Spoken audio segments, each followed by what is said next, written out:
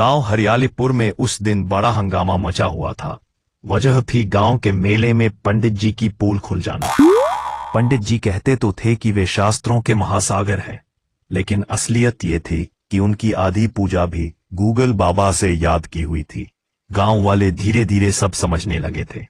रौनक और उसके चार यार मोटू, पटलू, डिस्को और लंबू पहले ही पंडित जी की चालाकियों का अंदाजा लगा चुके थे। और अब गैना, गांव का मास्टर प्लानर और हंसोड़ किस्म का आदमी ने भी ठान लिया था कि पंडित जी की नकली विद्वत्ता का असली तमाशा बनाना है। पंडित जी सोचने लगे, अरे मेरी इज्जत तो गिर गई रे। अगर गांव वाले मुझे नकली समझ गए तो शादी ब्याह पूजा पाठ का ठेका सब छिन जाएगा। कुछ करना पड़ेगा। तो उन्होंने एक नया प्लान बनाया। उन्होंने सोचा कि इस बार वे गांव में एक भूत भगाने की स्पेशल पूजा करेंगे, क्योंकि गांव वालों को डराना सबसे आसान था।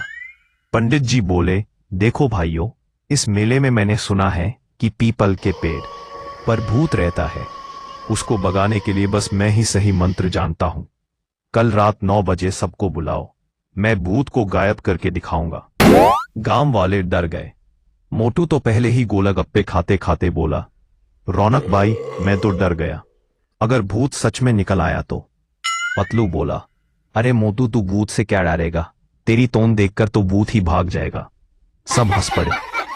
गैना बड़ा शरारती आदमी था। वो बोला, अगर पंडित जी भूत भगाने का नाटक करेंगे तो हम भी ऐसा जाल बुनेंगे कि उनकी पोल ऐसे खुलेगी जैसे आलू के पराठे से भाप निकलती है। उसने रौनक और दोस्तों को बुलाया और बोला, सुनो, हम में से कोई भूत बनकर आएगा और पंडित जी जब ओम ओम करेंगे तो भूत उल्टा ही उनसे सवाल पूछेगा। डिस्को बोला, तो फिर भूत कौन बनेगा? लंबू बोला, मेरी लंबाई तो वैसे ही भूत जैसी है, ऊपर से मैं काला चादर ओढ़ लूंगा, बस समझो असली भूत। सब हंसते हंसते लोटपोट हो गए। रात का नाटक शुरू। ठीक रात 9 बजे गांव वाले पीपल के पेड़ के पास जमा हो गए। बीच में पंडित जी धूप बत्ती और घंटा लेकर बैठे। पंडित जी गंभीर आवाज में बोले, देखो, अभी मैं भूत प्रेत निवारण महायज्ञ शुरू करने जा रहा हूँ। जो डरपोक है वो घर चले जाए। मोटू धीरे से पतलू से बोला, भाई घर चलें क्या? पतलू ने उसकी पीठ पर धक्का मारकर कहा, बैठ मोटू, इतना मुफ्त का तमाशा कहाँ मिलेगा। पंडित जी ने आंखें बंद की और मंत्र पढ़ने लगे। तभी लंबू भूत बनकर काला चादर ओढ़कर पेड़ के पीछे से निकला और हाँ की आवाज निकाल दी। गांव वाले चीख पड़े। पंडित जी थोड़े घबराए, लेकिन खुद को संभालते हुए बोले, देखो यही है वो भूत, अब मैं इसे भगाऊंगा। उन्होंने मंत्र शुरू किया, ओम भूर्भुवः स्वाहा, अब निकल जा रे भूत। भूत लंबू गहरी आवाज में बोला, अरे पंडित, पहले तू बता, शादी में पकोड़े क्यों जलाता है? सारा गांव ठहाके मारकर हंस पड़ा। पंडित जी हकला गए, अरे ये कौन सा सवाल है? भूत बोला, और दूल्हे के मामा से तूने 500 रुपए एक्स्ट्रा क्यों लिए थे? हाँ?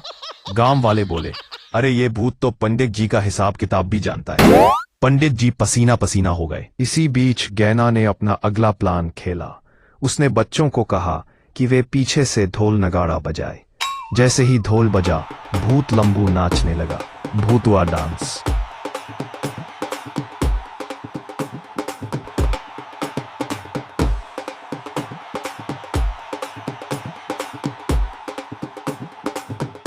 अब हालत ये थी कि पूरा गांव हंसते हंसते लोटपोट और पंडित जी घबराकर बार बार मंत्र बदल रहे थे। नमः शिवाय से लेकर हनुमान चालीसा तक सब पढ़ डाला, लेकिन भूत तस से मस नहीं हुआ। गैना बोला, पंडित जी, लगता है आपका मंत्र एक्सपायर्ड हो गया है। मोटू को मजाक सूझा। उसने चुपके से रसगुल्ले की थाली भूत लंबू के सामने रख दी। भूत बोला, मैं तो भूत हूं, लेकिन रसगुल्ले देखकर मेरा भी मन ललचा गया। लंबू भूत का रूप छोड़कर रसगुल्ले खाने लगा। गांव वाले जोर जोर से चिल्लाए, अरे ये कैसा भूत है जो रसगुल्ले खा रहा है? पतलू बोला, भाई ये देसी भूत है, मीठे का बड़ा शौकीन। अब तक सबको समझ आ गया कि ये पूरा नाटक पंडित जी का फर्जीवाड़ा था। गांव वाले बोले, पंडित जी, आप हमें बेवकूफ बना रहे थे। अगर आपको सच में विद्या है तो भूत को रोक कर दिखाइए। पंडित जी चुपचाप सिर झुकाकर बोले, भाइयों, गलती हो गई। असल में मैंने अपनी इज्जत बचाने के लिए ये सब किया।